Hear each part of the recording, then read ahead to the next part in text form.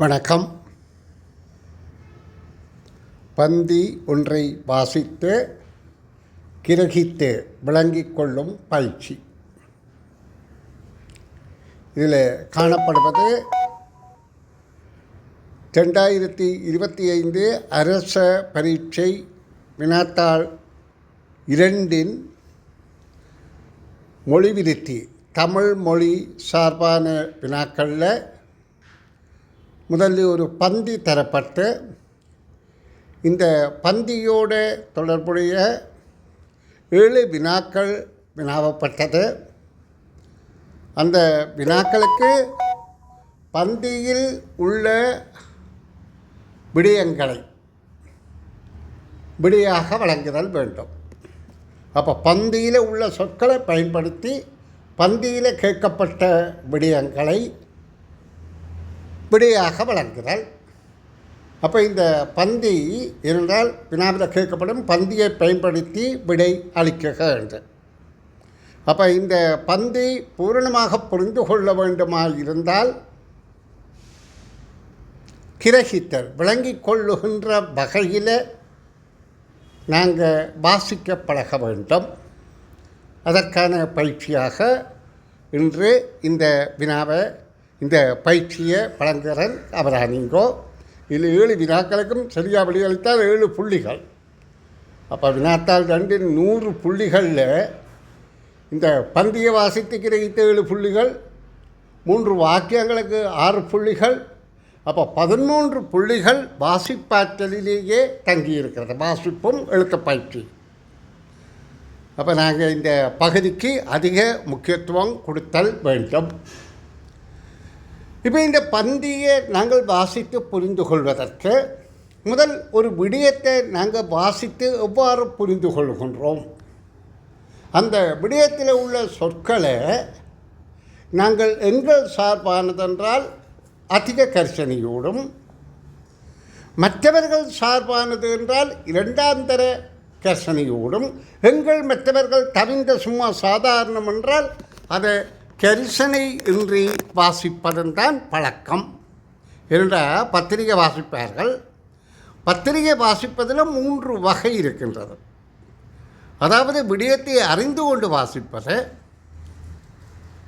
விடயத்தை அறிய வாசிப்பது, ஏதோ பொழுதுபோக்குக்கு வாசிக்கிறது. அப்போ விடயத்தை அறிந்து கொண்டு வாசித்தல் என்பது அந்த பத்திரிகையில் உள்ள விடயங்கள் சார்பான ஏற்கனவே உள்ள தகவல்கள் தெரிந்திருந்தால் அந்த பத்திரிகை செய்தி மிக தெளிவாக எங்களுக்கு தெரியும்.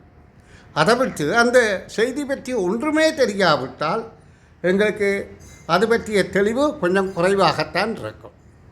சும்மா பொழுதுபோக்கு வாசித்தால் ஒன்றுமே புரியாது. அப்போ இதிலேயும் இந்த பந்தியை தெரிந்து கொண்டு வாசிக்கும் பழக்கத்தை நாங்கள் உண்டு பண்ணணும். அதாவது அந்த விடயம் பற்றி விளங்க வேண்டும், அந்த விடயத்தின் ஆழம் எங்களுக்கு தேவை என்பதை புரிந்து கொண்டு வாசித்தல். அதற்கு என்ன தேவை? எங்களுக்கு எந்த ஒரு சொல்லை வாசித்தாலும் அந்த சொல்லின் கருத்து எங்களுடைய மூளையில் திரைப்படமாக படங்களாகத்தான் புலனாகும் என்பதை நீங்கள் புரிந்து கொள்ளுங்கள். இப்போ ஒரு பானை என்ற சொல்லை நாங்கள் வாசித்த உடனே எங்களுடைய மனதில் பானை என்றால் மண்ணால் செய்யப்பட்டது, அல்லது அலுமினியத்தால் செய்யப்பட்டது, அல்லது தகரத்தால் செய்யப்பட்டது, அந்த மாதிரியான ஒரு பானை அமைப்பு எங்களுக்கு மனதுக்கு தோன்றுகின்றது. அப்போ அங்கே எங்களுக்கு தெரிந்து கொண்டு வாசிக்கின்றோம். அப்போ அந்த வகையான வாசிப்புத்தான் இங்கே தேவை. அதாவது நாங்கள் வாசிக்கிற விடயம் எங்களோட மனதில் படங்களாக, சித்திர படங்களாக சிந்தையிலே அப்படியே பெறுதல் வேண்டும். இப்பொழுது பாருங்கள், நான் இந்த பந்தியை வாசித்து காட்டுறேன்.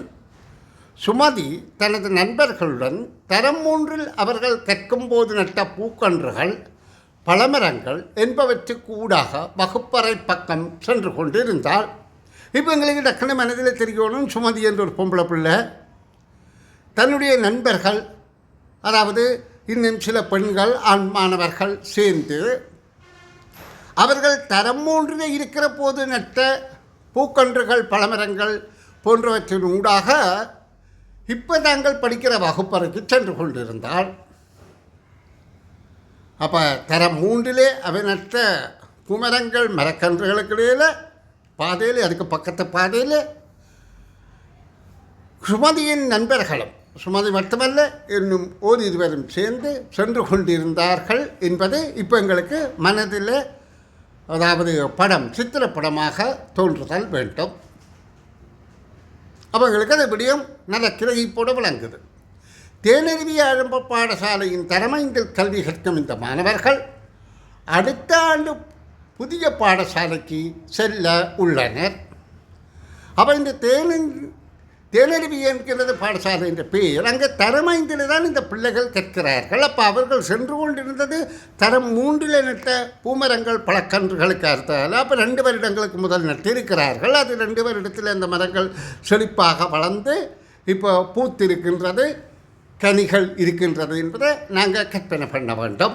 ஏன் அடுத்த ஆண்டு இந்த பிள்ளைகள் இந்த பாடசாலை, தேனருவி பாடசாலையை விட்டு புதிய பாடசாலைக்கு செல்ல உள்ளனர் என்ற ஒன்று எங்களுக்கு இன்னொரு விடயம் மனதில் டக்கண்டு தெளிவாகின்றது. தேனருவி பாடசாலையில் 5ஆம் தரம் வரையில் தான் வகுப்புகள் நடைபெறுகின்றது என்பது.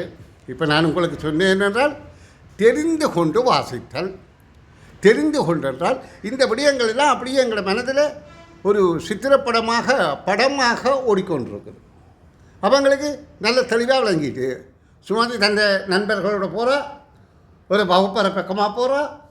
அப்போ அந்த இடத்துல தாங்கள் 3ஆம் தரத்தில் படிக்க, இப்போ 5ஆம் தரம் படிக்கிறோம், 3ஆம் தரத்தில் படிக்க நட்ட பழமரக்கன்றுகள், பூக்கன்றுகள், பூக்கள் பூத்திருக்கும், பழமரங்கள் காய்த்திருக்கும், தங்கட வகுப்பை நோக்கி போய்கொண்டிருக்கிறார். இந்த பாடசாலையின் பேர் தேனருவி.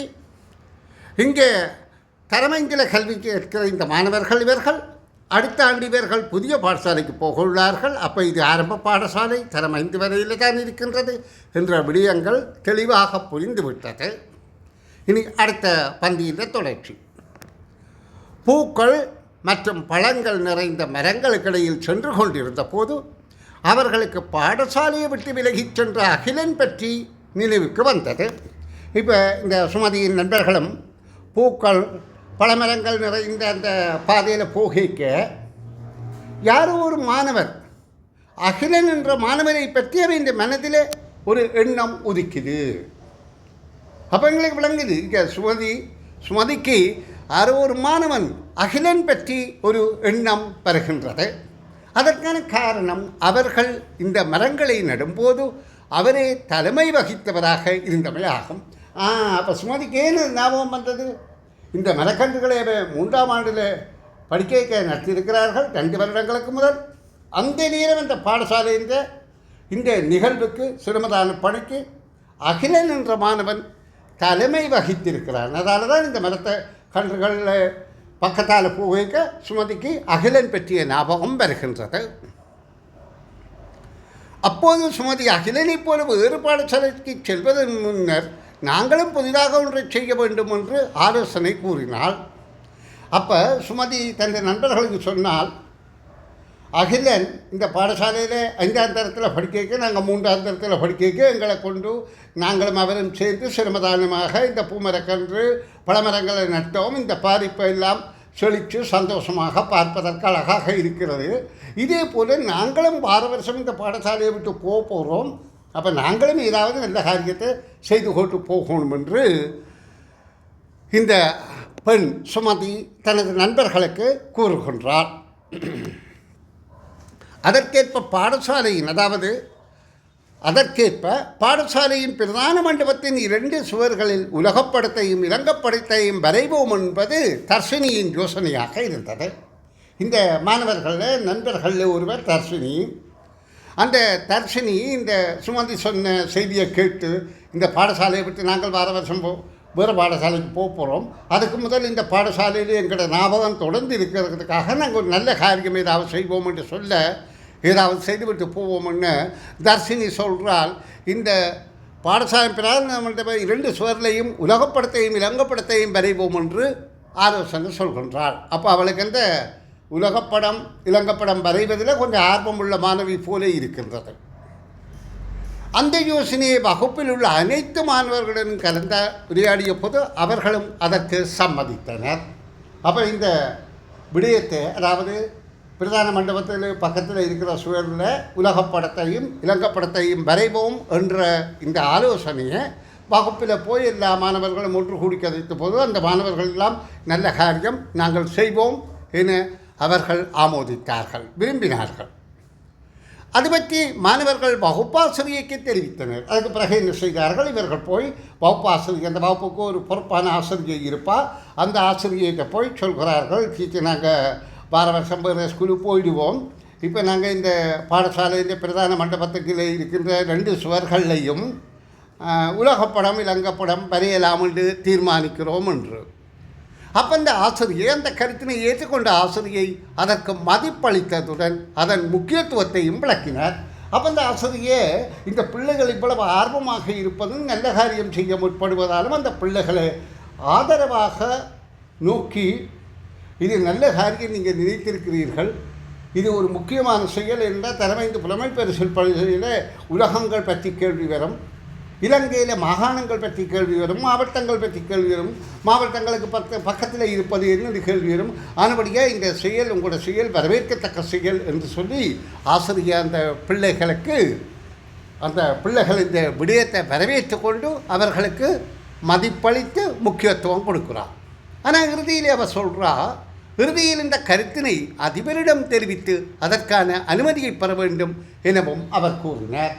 அந்த வகுப்பாசிரியர் சொல்கிறா, இது நாங்கள் தீர்மானித்தோம், நானும் விரும்புகிறேன், ஆனால் நாங்கள் இதற்கு ஒரு நடைமுறை இருக்கின்றது, அதிபர்கிட்ட போய் இந்த விடயத்தை கூறி நாங்கள் அவர்கிட்ட பெர்மிஷன் எடுக்க வேண்டும், அனுமதி பெற வேண்டும், அதுக்கு பிறகுதான் இந்த முயற்சியில் ஈடுபடலாம் என்று.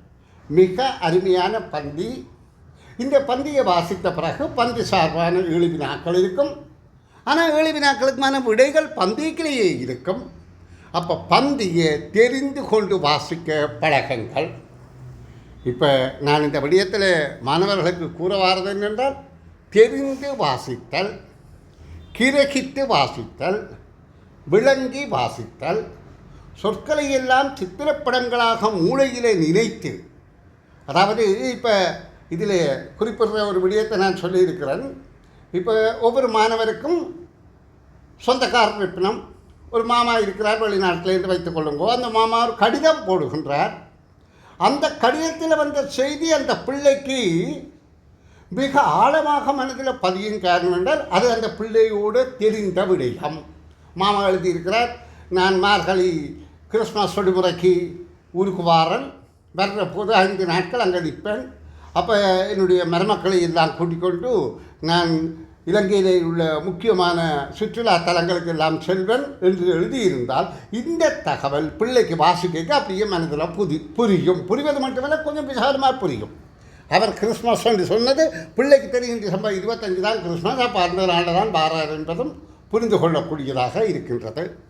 அப்போ பந்தியை வாசிக்கும் போது தெரிந்து கொண்டு வாசிக்க பழகுங்கள். எவ்வளவுக்கு வாசிப்பாற்றல் அதிகரிக்குதோ அவ்வளவுக்கு திறமை அதிகரிக்கும் என்பதை கருத்தில் கொண்டு நான் கூறிய இந்த காணொலியை பார்த்து கிரகித்து விளங்கிக் கொள்ளுங்கள். நன்று.